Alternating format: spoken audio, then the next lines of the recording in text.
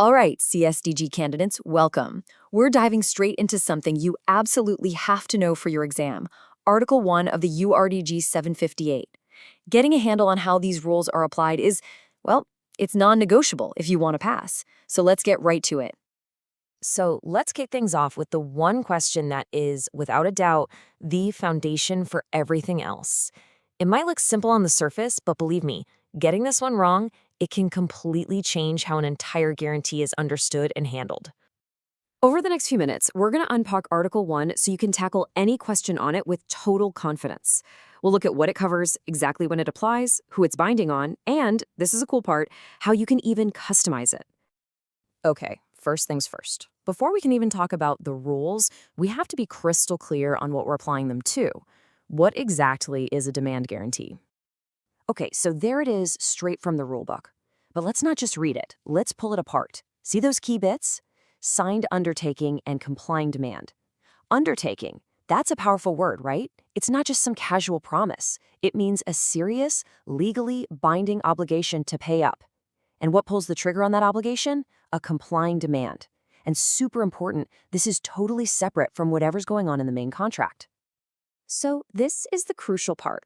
How do we actually activate these rules? How do we flip the switch to turn the URDG on for a specific guarantee?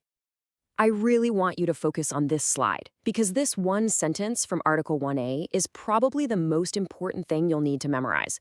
The magic words are right there, highlighted. Expressly indicates. You can't just imply it or assume URDG applies. Nope, it has to be written down, spelled out, deliberately right there in the text of the guarantee.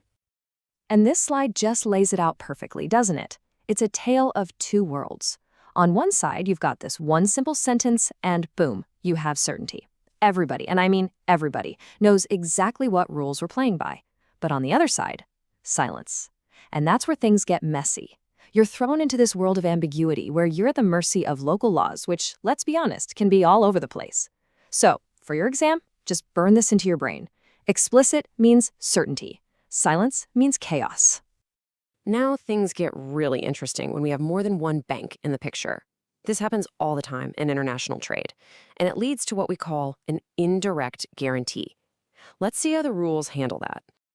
You're going to see this structure a lot. The applicant's bank, who we call the counter-guarantor, doesn't issue the guarantee directly to the beneficiary. Instead, it instructs another bank, usually one in the beneficiary's country, to issue it. This creates a kind of chain of promises. And here's the brilliant part from Article 1B.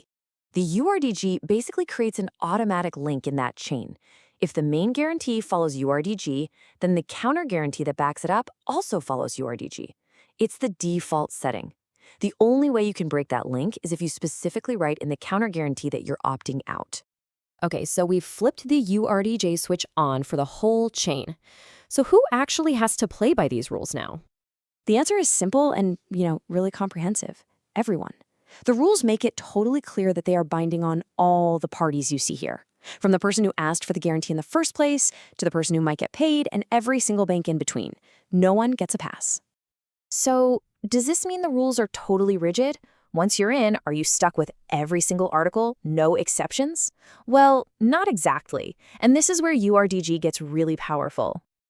This little phrase, tucked away at the end of Article 1A, is basically your permission slip to customize. Think of URDG as the standard playbook.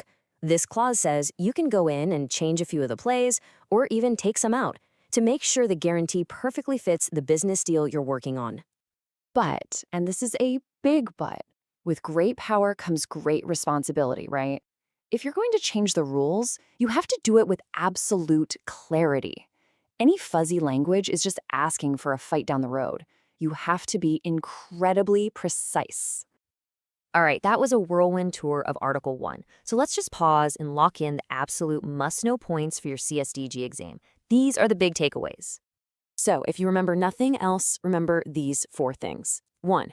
URDG only applies if you say so out loud in the guarantee. 2. If the main guarantee has it, the counter guarantee gets it too automatically. 3. Everybody in the chain is bound by these rules. And 4, you can tweak the rules, but you have to be super, super clear about it. Get these 4 points down, and you've built the foundation for understanding the entire URDG. And there you have it. That's our deep dive into Article 1. You now get the how and the when of making URDG work. So you've mastered the setup, but the real question is, what happens when it's game time? What happens when a demand is actually made? That's what we'll be tackling next. For now, really let this sink in. Good luck with the studying.